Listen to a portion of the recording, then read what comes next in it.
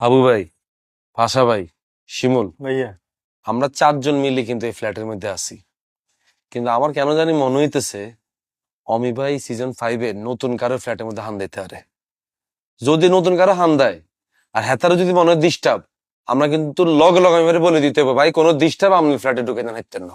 হ্যাঁ, এই একটা জায়গায় আমাকে সবার একসাথে আওয়াজ উঠাই দেবো। এইটা আমরা ভালোভাবে মনে রাখি দিয়েন।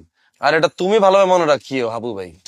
এই পাশা বাইরে যদি সিজন 2 আমরা সবাই মিলে একজোট হই, অমি ভাইরে রিকোয়েস্ট করে যদি বাইরে করে দিতে পারতাম, তাহলে সিজন 5 পর্যন্ত হেতার আমগরা সহ্য করতে হইতো না।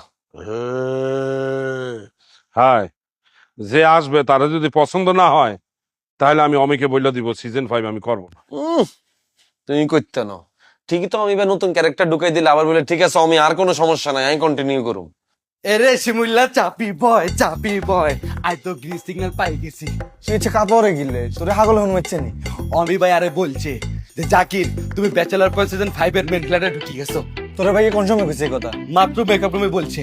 এইটাও বলছে যে বজ্রাবতারা জাকির এবার ব্যাচেলার পয়েন্ট সিজন 5 এর মেন ভিলেন। কোনো পোড়ান মোড়ান খাওয়া নাই। এই কাবিলা, আমার বেডও দিতে হইব। 100% মানা করতে হইব। আপনি কি মনে করছেন আমি কি না বলি থাকুম?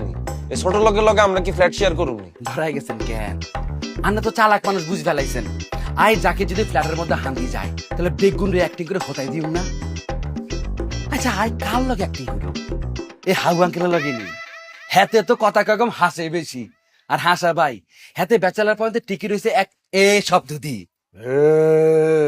প্রমাণ পাইছিনি ভাইয়া? হেতে কোনো কাউন্টার না দিই ওই একটাই কথা এ। আর শিমুলের কথা কি বলতাম, হেতে তো বাইচ্চা। অমি ভাই হাতে ডায়লগ দোনো এনজি দেবো বলি, কিং অফ এনজি।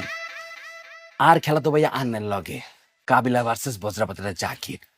এই bachelor point season 5 I Zakir যদি হেলাটার মধ্যে ঢুকি যাই, আই অ্যাক্টিং করে আন্নারে খাইয়ে দিও।